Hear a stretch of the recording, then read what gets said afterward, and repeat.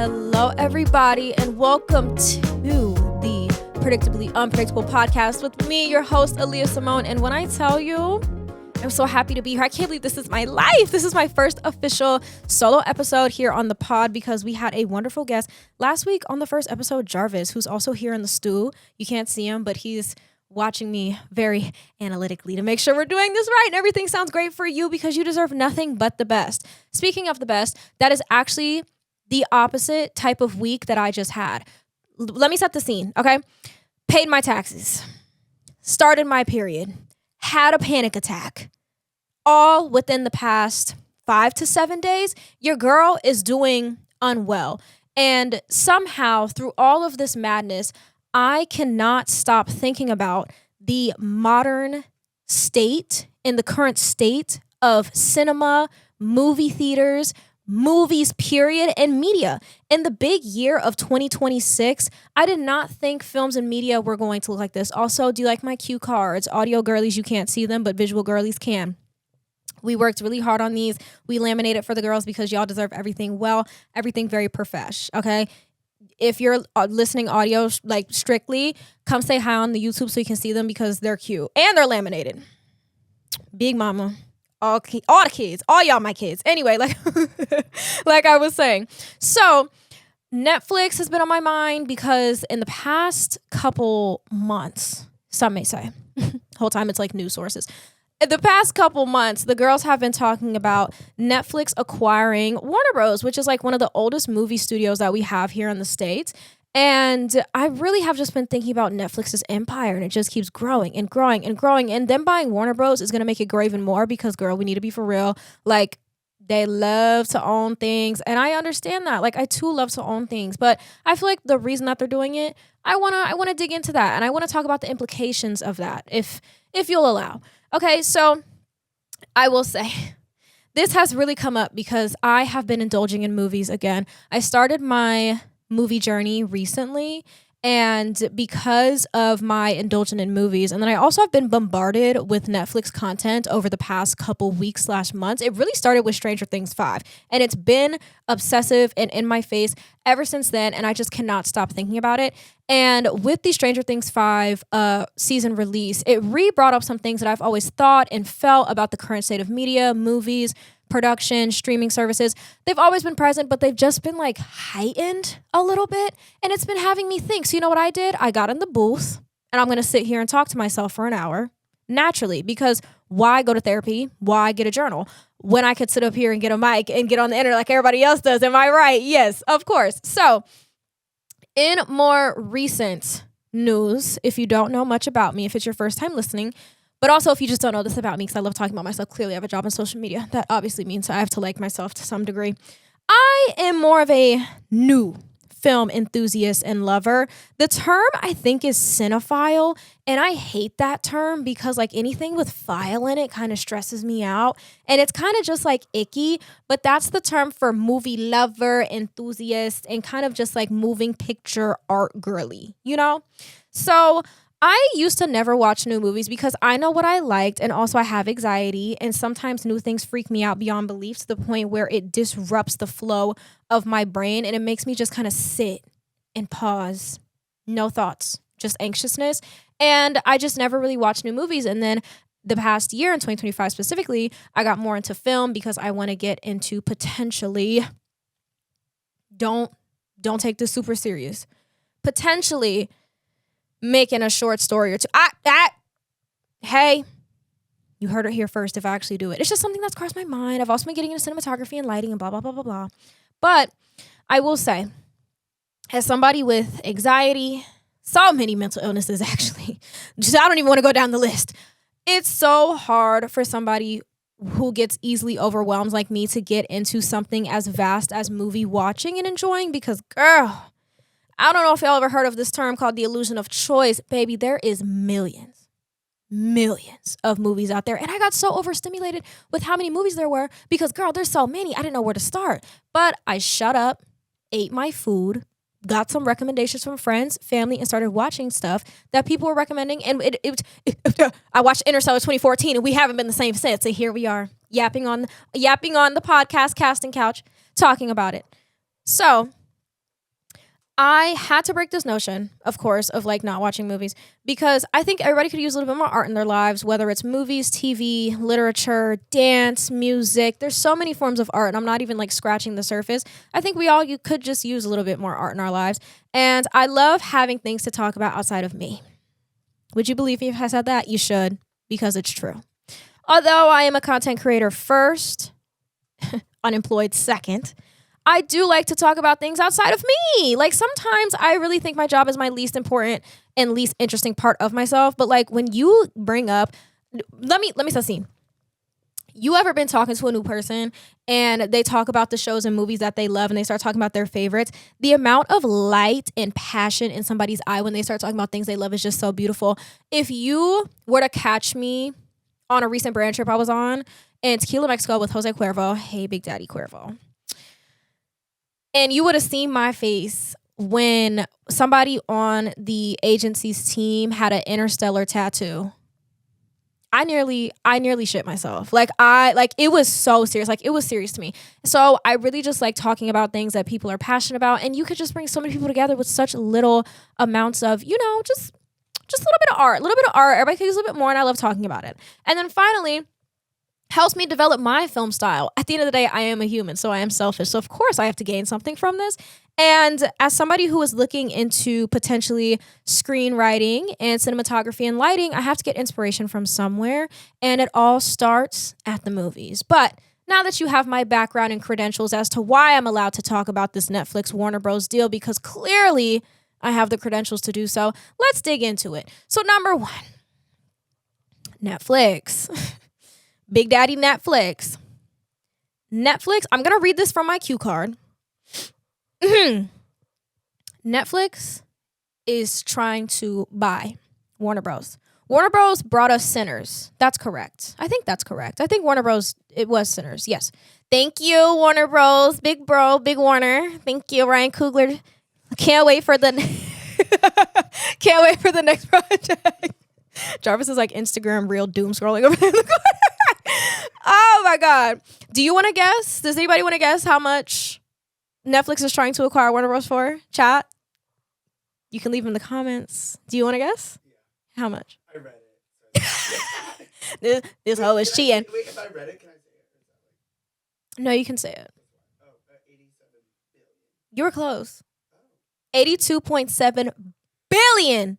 With a B. And I think that was starting price, baby. That was probably lower than what they wanted. I'm not gonna lie. Now, whenever I hear this number, I can't even conceptualize that much money because I can barely conceptualize $1 million, let alone something with a B. Also, my bang is showing the hell out of the side of my forehead today. I'm so sorry. I'm just gonna keep showing you my right shoulder. Is that okay? Is that okay, chat? I hope that's fine with you. So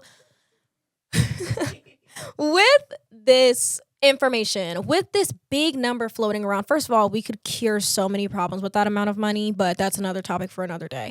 This brought up a lot of critiques and feelings for valid reasons. Okay, so first one, which was mine, concern for the theaters.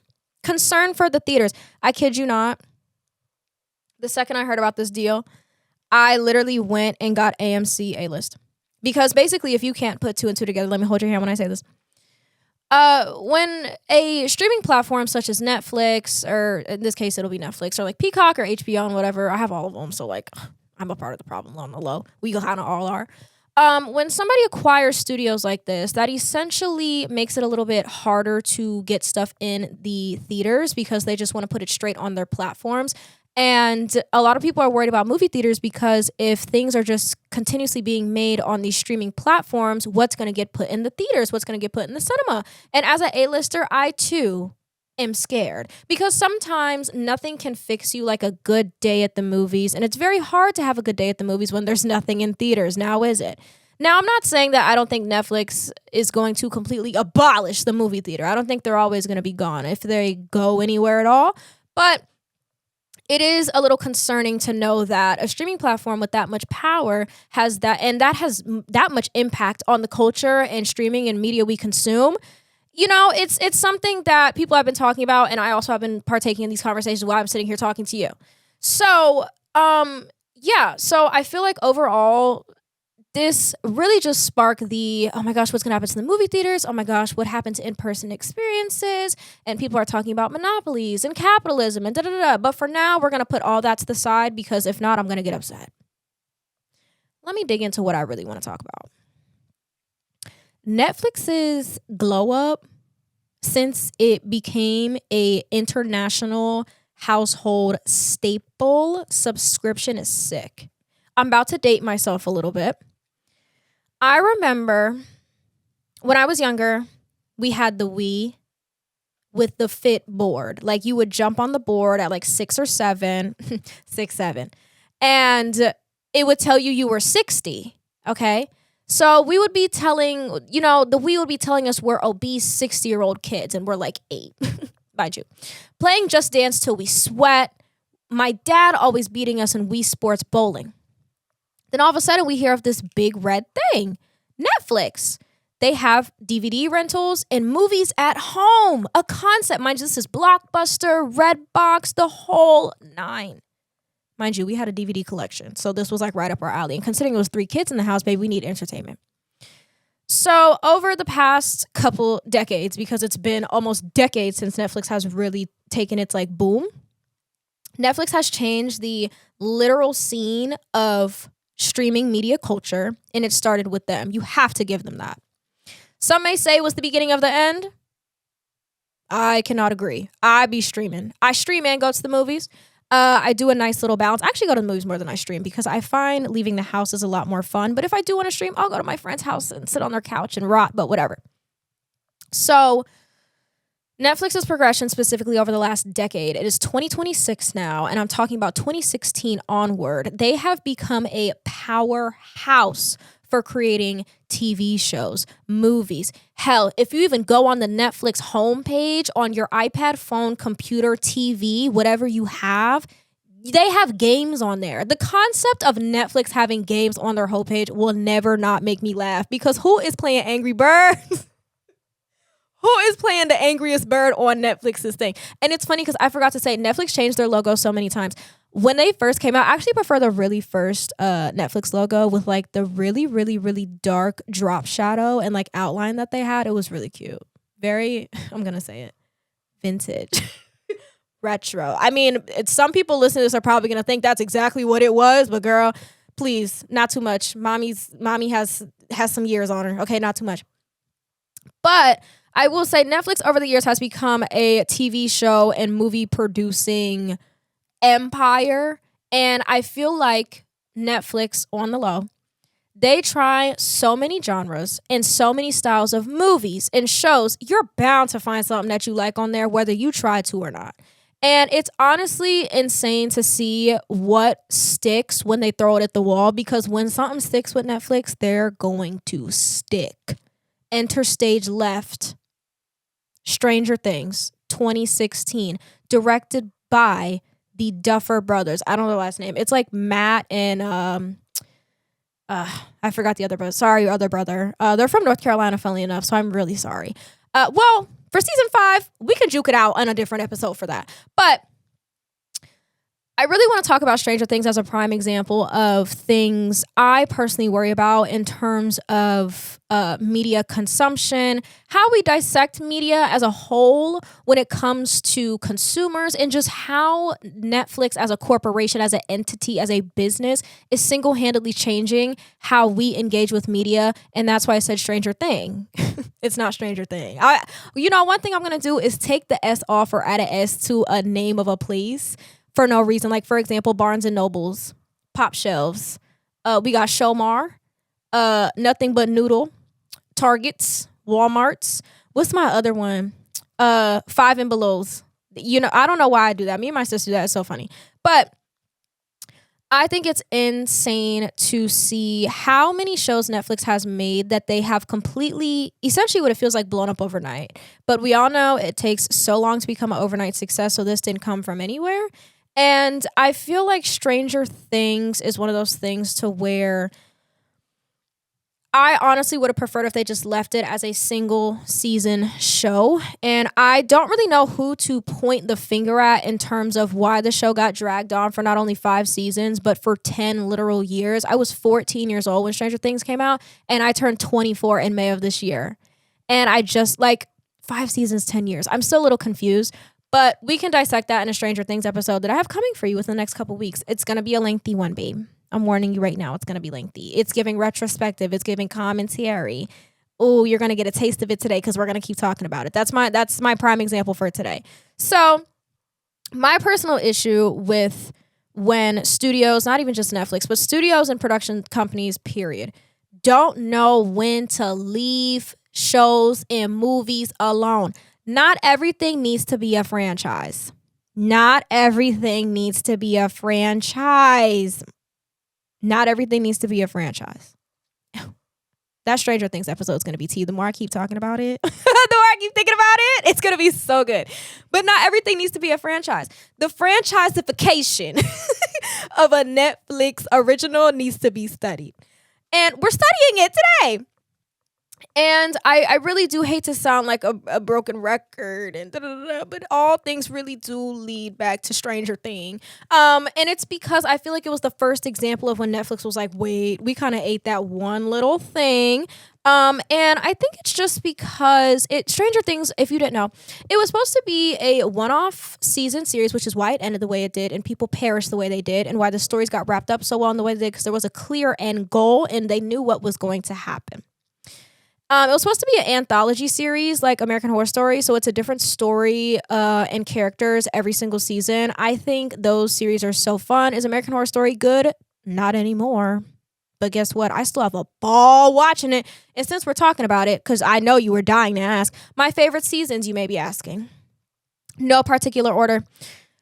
Coven, Murder House, unpopular opinion, Roanoke, first half. First half, I don't like that whole meta, blah, blah, blah. It's too real. It's too close to home. I don't like it. I also really, really, really, did I say Asylum? Asylum is the best season of American Horror Story, for sure. For sure. Sarah Paulson had something to prove.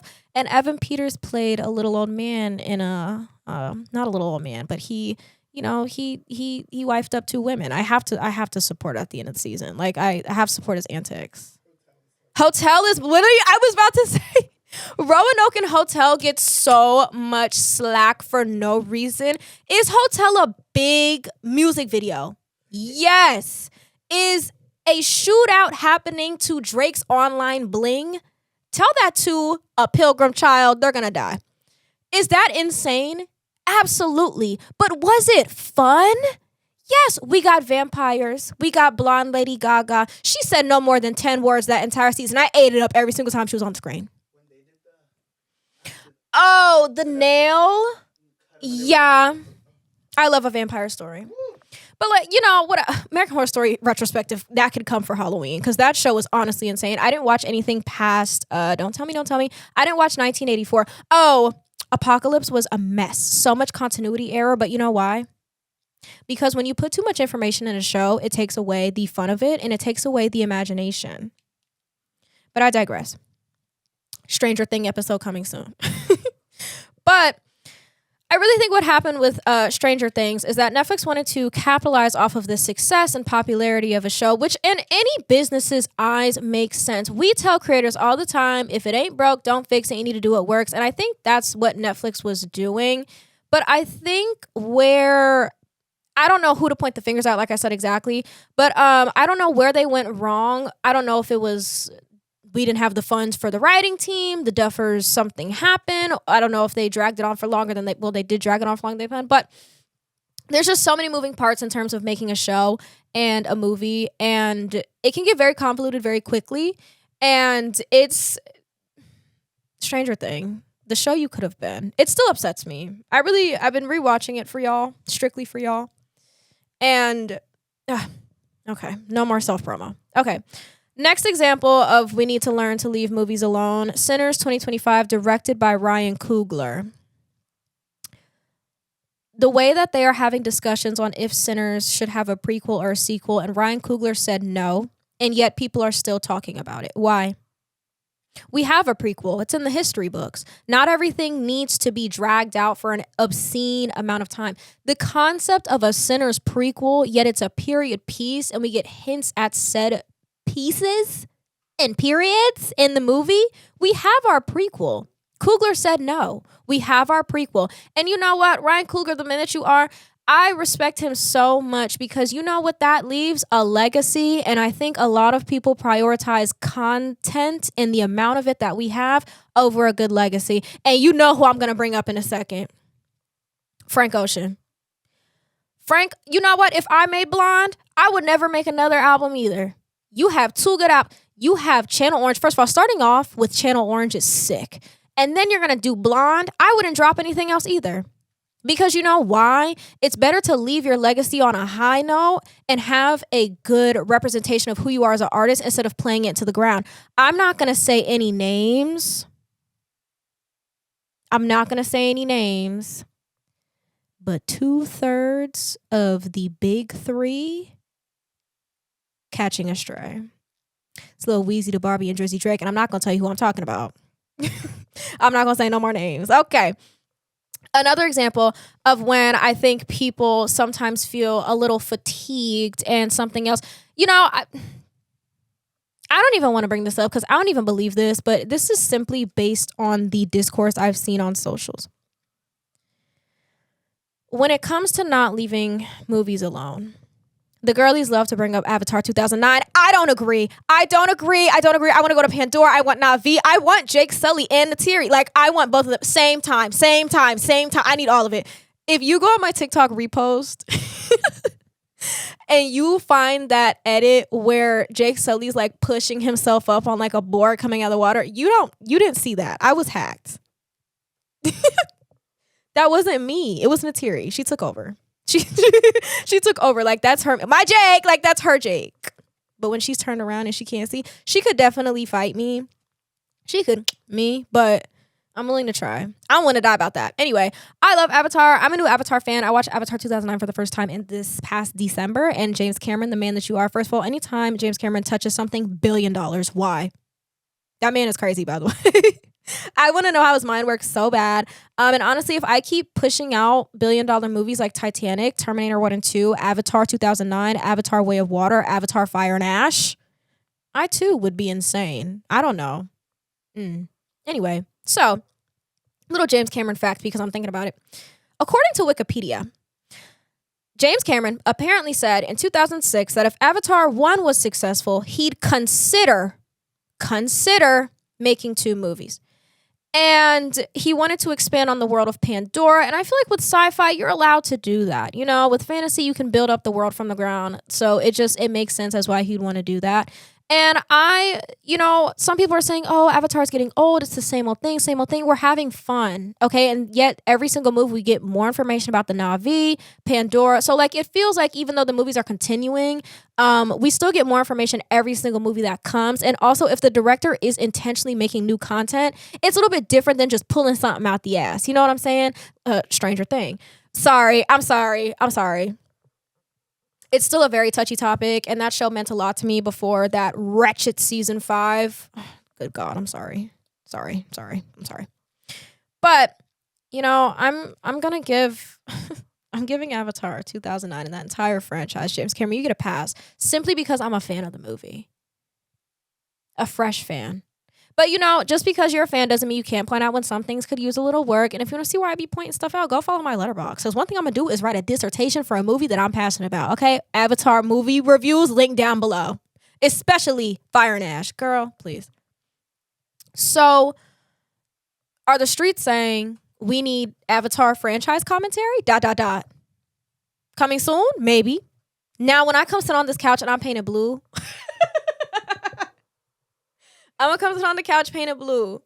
I kind of really need to talk about that movie franchise because I haven't been passionate about movie franchise this much since probably, like, I kid you not, probably like Hunger Games. New movie at the end of the year, by the way. Hey, Mitch!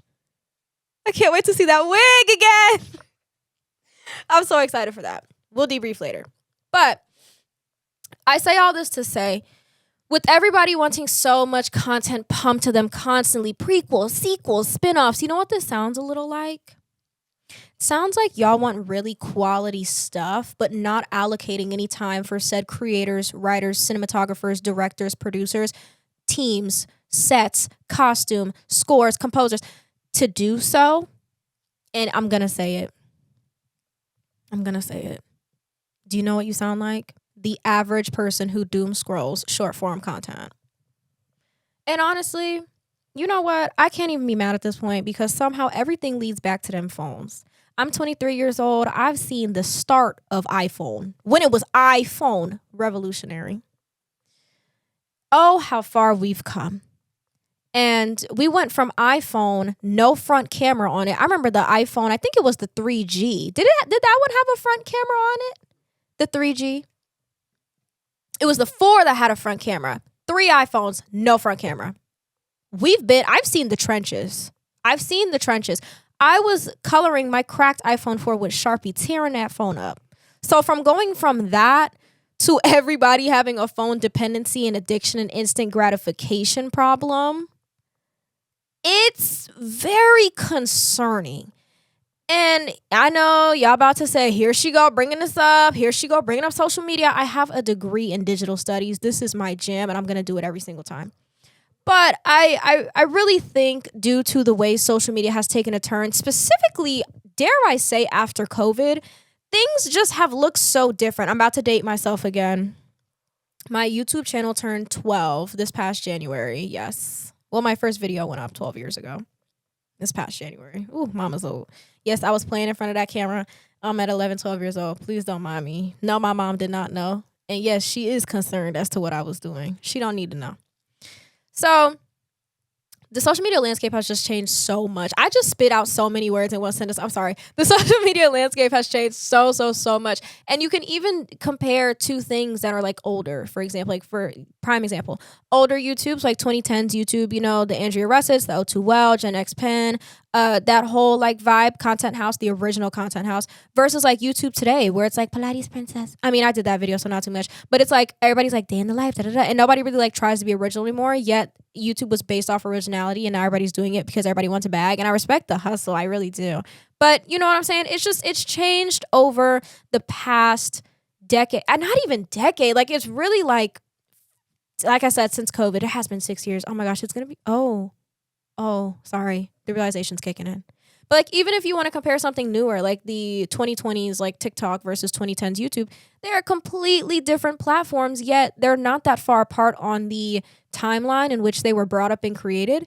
And as somebody who is a creator for social media as well as a consumer for social media, I just think it's so interesting to see just how much these platforms can change in such little time. And it seems like it's only getting faster. So whenever I see people saying like, oh, I want more content. Of course you want more content because you're so predisposed to engaging in so much content on a daily basis. What else would you know? And my whole thing with this, how this goes back to Netflix, I think in today's day and age, because we're just so used to mindlessly scrolling, nothing is consumed intentionally anymore. You could watch easily 500 to 800 TikToks a day. Matter of fact, you watching this, tell me about 5 TikToks you watched today. Quickly. Oh, right. Nothing sticks anymore to the brain because we're consuming so much. Our brains are turning to mush, mashed potatoes, green bean, worms for brains. We're mindlessly scrolling and not interacting with anything intentionally. And honestly, let me stop right there. Let me ask you a question. Because we are consuming so much content at such a rapid rate, I'm going to raise the question, why would studios put a lot of intention into their writing and cinematography and scores and soundtracks and acting classes for their actors and all these resources, all this money into their media if nobody's even engaging with it intentionally? I have a question for the people. When was the last time that you, yes, you, also feel free to answer, please. When was the last time you were able to watch a 30-minute show or YouTube video without checking your phone or reading the comments. Quick.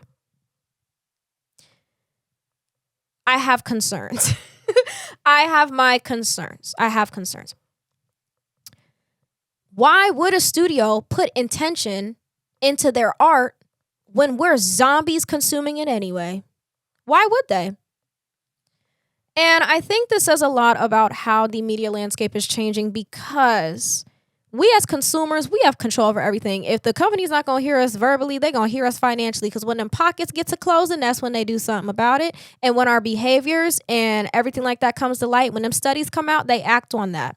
Prime example, this is alleged. This is all alleged. I saw a tweet and the girls was talking about it.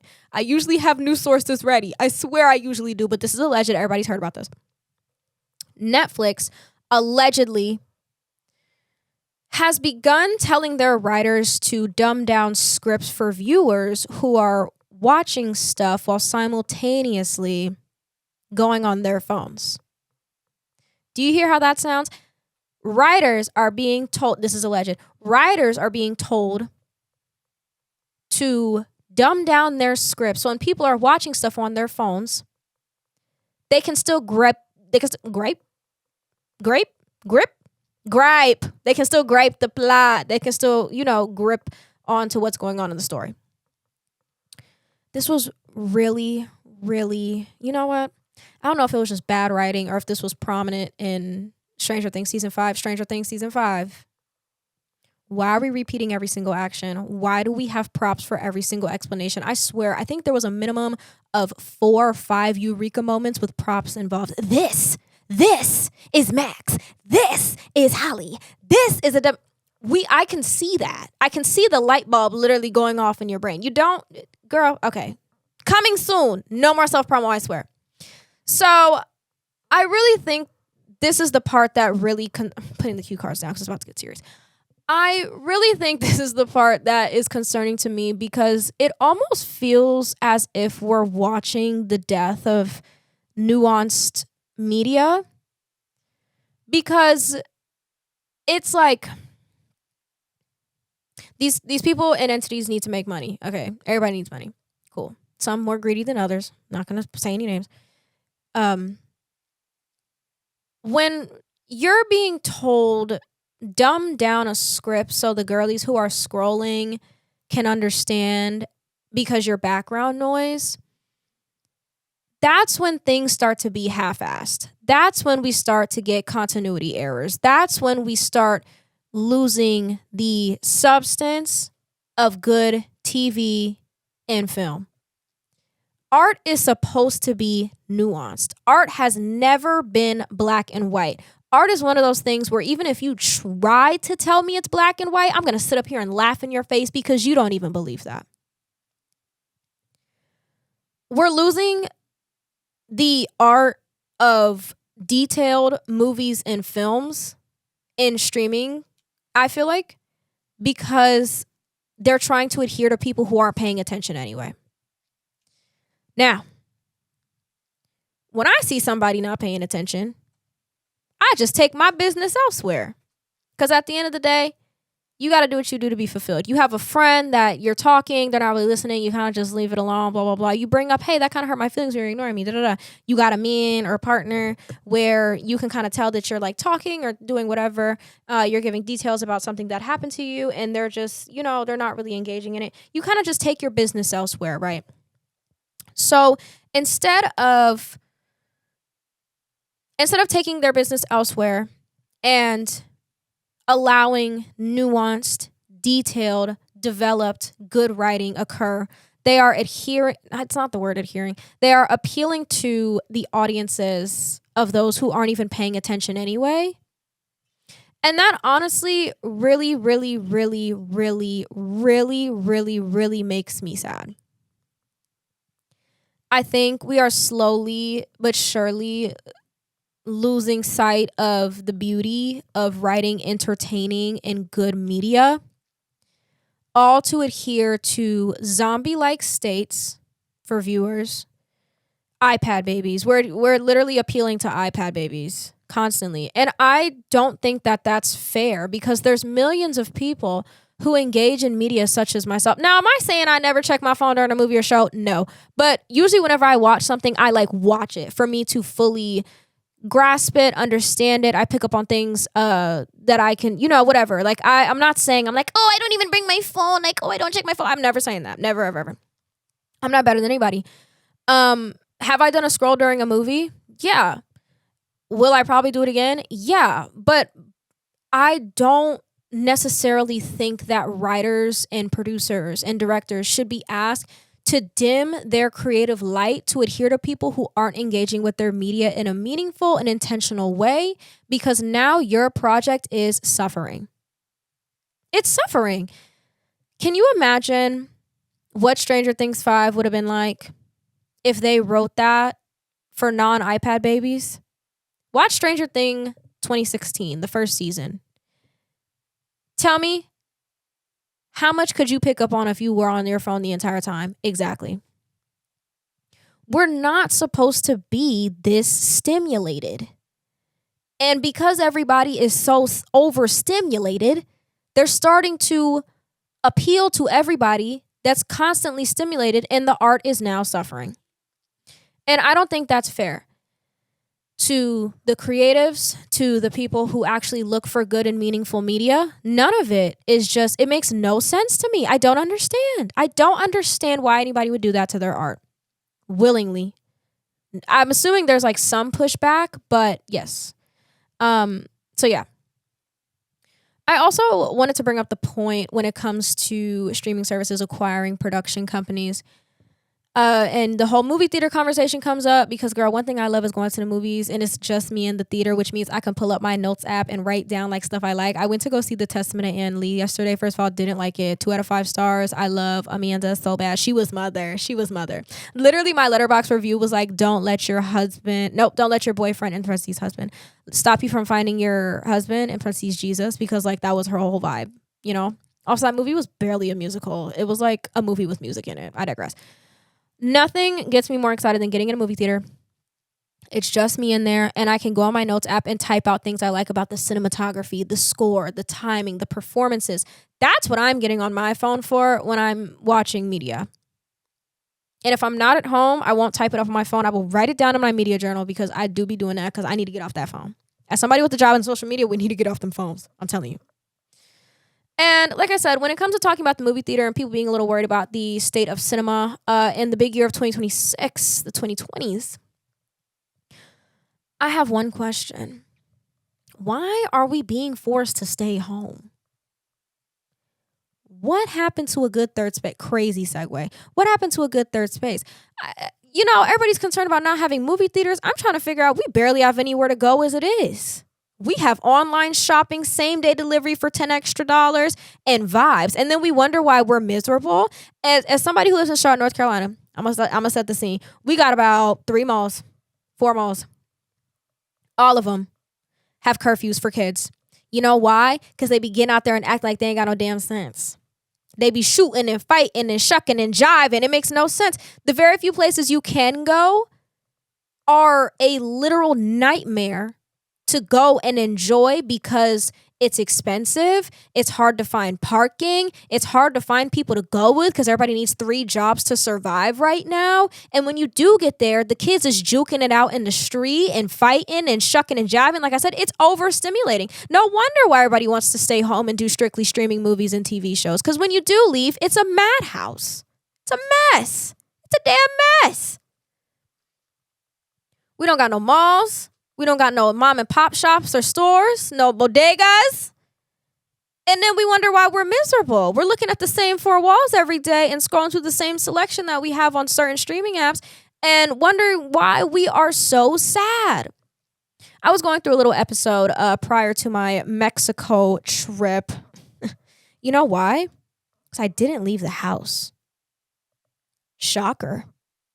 You know what this reminds me of? A certain virus. I'm not going to name it because we all know her well. Well, let me not say we all know her, but a lot of us know her well. I feel like since post-COVID, if anything should have been opened up, it should have been places to go. If anything, that should have showed us that we don't need to be inside all the time. Yet somehow I feel like we're getting more and more and more confined to our homes and spaces, and it's driving me nuts. It's driving me nuts. I am my most sad when I can't leave the house for more than 3 days. I want to go to the movies. I want to go get coffee. I want to go to third space. My favorite third space, libraries. Ooh. I also do love a good wine garden. There's this one wine garden I love to go to called Rosie's here. It's really cute, really vibey. That's my cup of tea. They have really good sweet chai, and their wine is delicious. Thank you. But I think all of this ends up tying together for several reasons. And the one I want to talk about is experiencing movies in the theaters. I know Aliyah needs to get off her cinephile soapbox and shut up and talk about No, I want to talk about movies. Because that's what I've been loving and that's what I've been passionate about. I think, dare I say, I think we're past ADHD fixation territory. It's been like 2 or 3 months, and I usually never fixate on things, especially hobbies like this, for this long. So I think it's safe to say I actually do this shit. You know, like this, yeah. So the whole third spaces thing. Now, the movie theater is not a third space. It costs money. It actually costs the arm and a damn leg to go to the movies. Okay, $20 to go see a movie in IMAX, baby. You out your damn mind. But I'm gonna pay it every time. Or I used to pay it every time. Now I use my A-list. But there are just some movies that you got to see in the theater. Which ones, you may be asking? I'll tell you. Avatar. Every single one. Every single Avatar. Don't care when it came out. Don't care. You need to see it in the theaters. I would give my kidney to go see Avatar 2009 in theaters. Sinners 2025. Directed by Ryan Coogler. I have to say it every single time. It's a government name. Big Daddy Sinners. Not Ryan Coogler. He's married, but Big Daddy Sinners. Thank you, Ryan. Thank you. If you didn't see Sinners in IMAX, you did yourself a disservice.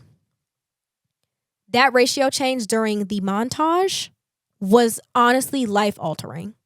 Speechless. Beautiful. Tens. I can't imagine seeing that on a phone. Ew. Yucky. Stinky. Ew. I have a big TV in my living room. Can't imagine watching that for the first time without the surround Dolby Atmos sound in the movie theater. Girl. Also, I was not here for this. I was not here for this movie. I'm not a MCU fan. It's a lot of content to get into this late in the game.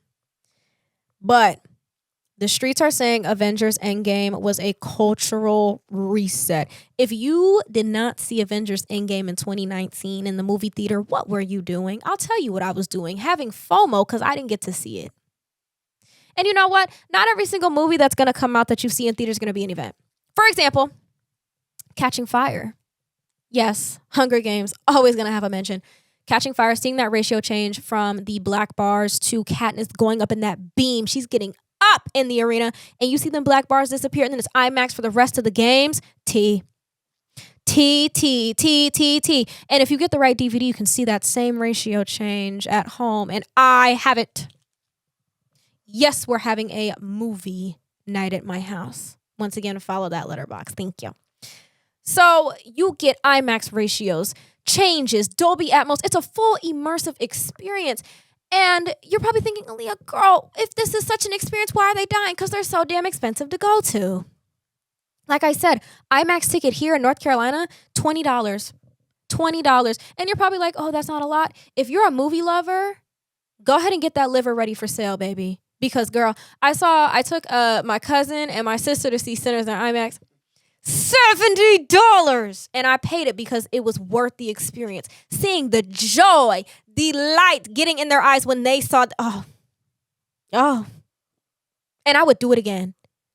Do I have A-list now? Duh. But would I do it again? Yes, and that's the point. That's all Big Mama care about. The principle is the principle.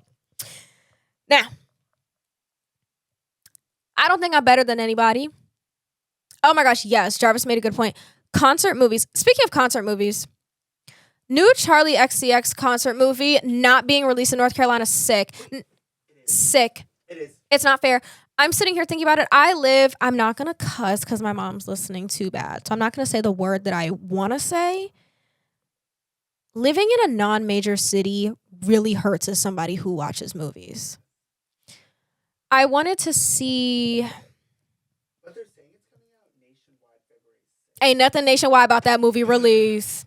Because I checked AMC website, baby. It's not even on there. It's giving bootleg. Sorry, Charlie. Stream Brat. Great album. But I got beef with you now, sister. Like, I'm sorry. Not all of us can be New York shades wearing LA-based Houston bad. I'm sorry. Damn, why am I being ridiculed for where I live? I can't even enjoy anything anymore. God. With that being said, becoming an A-list girly has honestly changed my life. And I'm going to tell you why. I can't even talk. 4 free movies a week.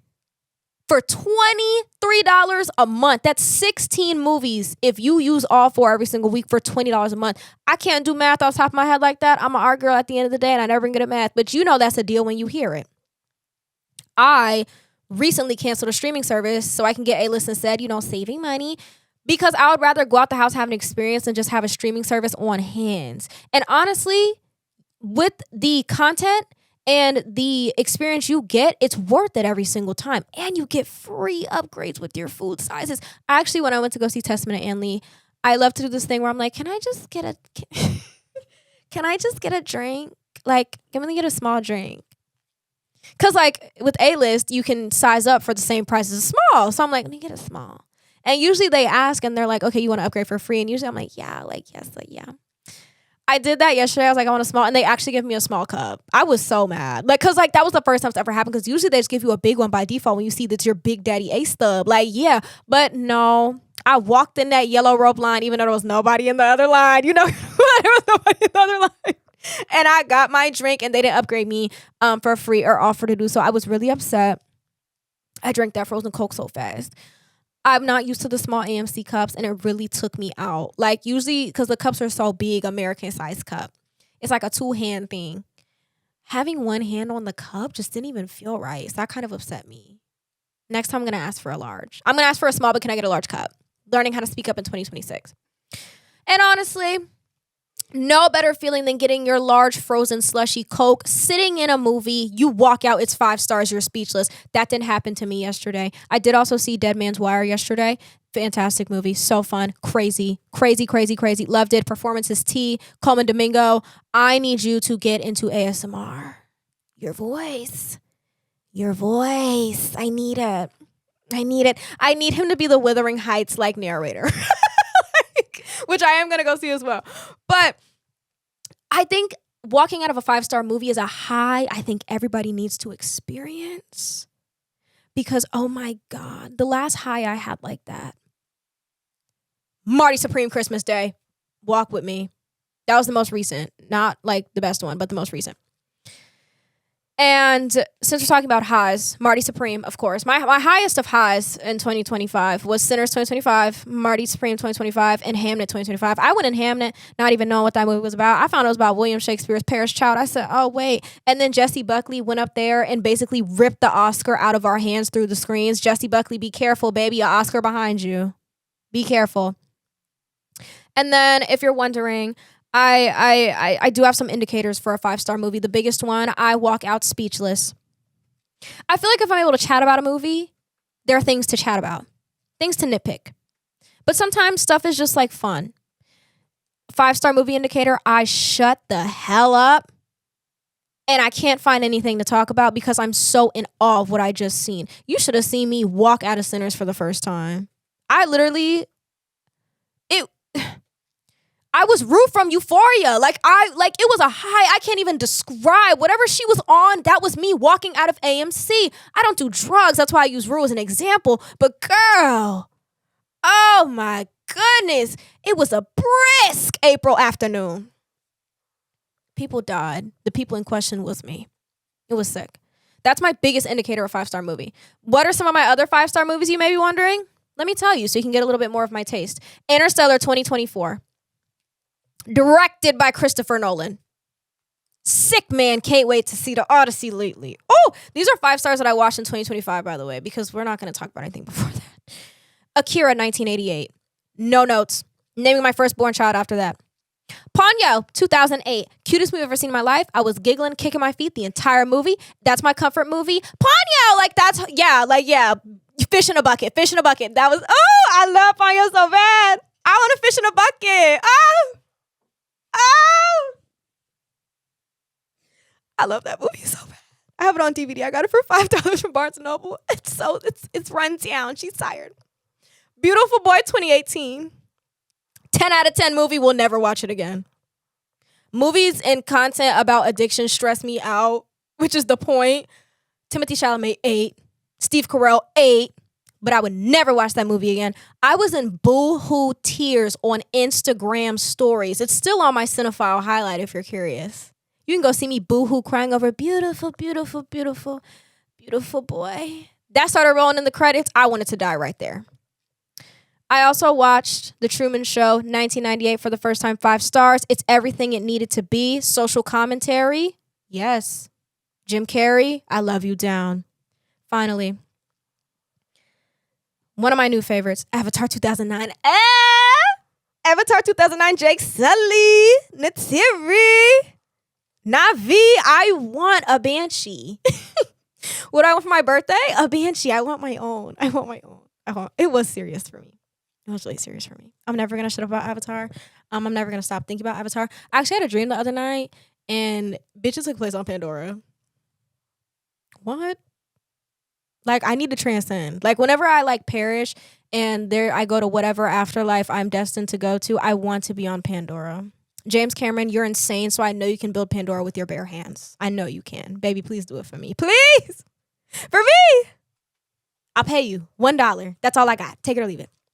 So now that I've gotten all my excitement out about my 5-star films that I watched last year, because I know you were dying to know, like I said, if you ever want to see like what I'm watching and what I'm engaging in, I do have a letterbox and it's linked in my descriptions, especially when we talk about movies and stuff and the movie and film industry, because that is something I'm very passionate about, which is why we're sitting here talking about this now, because we had another podcast episode planned for today and girl, I was like, I don't want to talk about that. I want to talk about movies. I need to get into the nitty gritty. And here we are, first episode, me popping my mouth about nothing. Warner Bros., Netflix, my 5-star films, yes. Highs of 5-star movies. My dream date, cute. Like, come on. So, all this being said, you're probably a little scared. I'll be a little scared.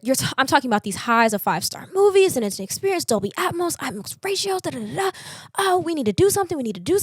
There are some things you can do about it. Number 1, go to the movies. Never stop supporting movie theaters, local or chain, it don't matter.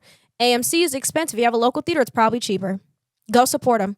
Go see a movie a week. Go see a movie bi-weekly. I'm going to see The Secret Agent on Saturday. $10 for the ticket. Guess how much it would have cost at AMC? Not gonna tell you. You know what? Big Daddy AMC, I would have paid for it anyway. I be paying for movies when I use up my A-Stubbs things. I'm not gonna lie. I am a sucker. I am in fact a sucker. Because sometimes you can't wait. Tangent. Because I live in a state where we don't get every single movie release, it's like sometimes they'll have the movie, but for like one day. And I be booking my AMC A-Stubbs like bookings like 2 weeks in advance. Or so like 2 weeks in advance. Like, I need to go see it. Like, I'm not going to cancel. Like, da-da-da-da. Like, I need to go do it. It's crazy. I always need to book my shit out in advance because, girl, sometimes we don't get to see everything full throttle for the full month that New York and LA and all that get to see it. It's sick. Anyway, I'm also not saying go and cancel your streaming services. I still have streaming services. I have Netflix. I have Hulu. I have HBO. I recently got Disney Plus. My mom pays for Peacock, Paramount. We have the full thing. But if you're going to have your streaming services, you need to also go outside, baby. Go outside. Experience things outside of them phones. Another thing that we could do, buy physical media. What physical media I be collecting, you may ask? I collect vinyl, DVDs, CDs, books. I'm actually doing a no-buy physical media February as like my finance challenge for the month. And I'm honestly sick to my stomach thinking about it, so I'm not going to think about it anymore. Buy physical media. My favorite place to buy from is Barnes & Noble. And as a Barnes & Noble premium member, I get like a tote bag, get % off every time you shop. This sounds like a big ad. It's not. Barnes & Noble, I would love to work with you, babe. But you're not going to see me in February to buy anything. Well, you're not going to see my card information in February. You're going to see me because I'll be working there. But, girl, buy physical media. Go to the movies. Go outside. Experience things for what they are. You also need to start engaging in media intentionally. Put the damn phones down when you're watching stuff, babe. Engage with the media. Do what you have to do. Enjoy the media. Watch it. Notice the cinematography, notice the sound, put it down. You don't need to be scrolling on TikTok with Subway Surfers in the bottom and it's Reddit, am I the with the movie going in the back. Watch the movie, enjoy the media. A lot of people went into that, okay? It takes a lot. It literally takes more than a village. It takes several villages to make productions happen and make them well. And you're only going to figure out what media and type of media you like when you start watching it and engaging in it meaningfully instead of being on TikTok while you're watching it. I love TikTok here and there. I delete off my phone because it really messed with my screen time. But TikTok has gotten some of the best giggles out of me I've ever seen in my life. So I'm not saying you need to delete TikTok. Honestly, I think TikTok is a great tool when used appropriately and intentionally. But with everything, too much of anything is not good. So we can discuss that in a later episode. But I think when people start interacting with media more intentionally and like they actually want to watch the media that they're watching instead of just having background noise, life would be a lot better. So with all that being said, that has been this episode of Predictably Unpredictable. I have been your host, Aliyah. Thank you so much for listening to me yap for almost an hour about movies and cinema and everything in between. And I cannot wait to hear your thoughts on this whole Netflix, Warner Bros. Situation. How do you feel about the current state of film and media and movie theaters and how social media plays a part into it? And I'll also love to know your personal favorite 5 stars, period, or especially from 2025 that you watched in 2025, because I have a lot of 5 stars that didn't come out in 2025, but I watched them in 2025 because that's when I started doing the whole movie thing. But I'd love to hear, there's just so much to discuss. There's so much to discuss about this entire topic, and I can't wait to see what you guys have to say within the comments. If you want to keep up with the podcast for updates and participate in Q&As and, just reach out whenever you feel like it, you can follow the podcast pod, which is Predictably Unpredictable Pod on Instagram. And then we are also in the process of trying to get a TikTok. So that will also be linked down below whenever we get one. Hopefully that gets sorted. I'm just scared of making another account because that's just something else I'm going to have to scroll through. And baby, that screen time has been high these past couple of weeks. Let me tell you, I'm kind of spooked.